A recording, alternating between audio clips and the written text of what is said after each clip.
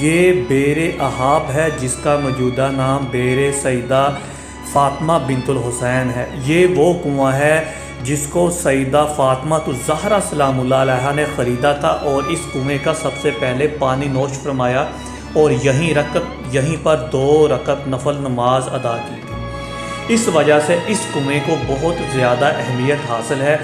بعد میں یہ جگہ امام حسین علیہ السلام نے خرید لی اور یہاں پر موجودہ گھر جو ہے اس کو قصر فاطمہ بنت الحسین کہا جاتا ہے۔ فاطمہ صغریٰ وہ بیٹی آپ کی امام حسین کی جو واقعہ کربلا کے وقت مدینہ میں رک گئی تھی، اور واقعہ کربلا کے بعد واپسی پر اہل بیت اطہار نے اسی جگہ پر قیام فرمایا، اسی گھر میں، اور اسی کنویں کا پھر پورا اہل بیت اطہار امام زین العابدین بی بی سیدہ زینب سلام اللہ علیہا، بی بی کلثوم، بی بی فضہ اور باقی اہل بیت اطہار اس کنویں کا پانی استعمال کرتے رہے اور یہیں پر اسی قصر میں وہ واقعہ کربلا کے بعد رہائش پذیر رہے۔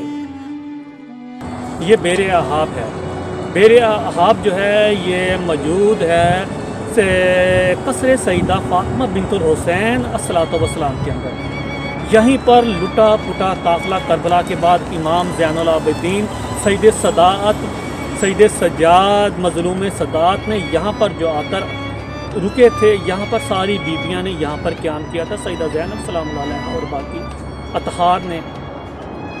تو یہاں پر جو ہے وہ اس گھر میں کافی عرصہ تک قیام پذیر رہے، اس کنویں کا انہوں نے پانی پیا اور یہاں پر نماز پڑھتے رہے۔ جگہ جگہ پہ کہیں پہ بی بی پاک نے نماز پڑھی ہے، کہاں پہ سیدنا سجاد نماز پڑھتے رہے ہیں۔ اور لیکن سب سے اہم جو بات یہ ہے کہ یہاں پر سب سے پہلے بی بی فاطمہ بنت محمد پاک بطول نے یہاں پر نماز پڑھی تھی اور اس کنویں کا پانی پیا تھا۔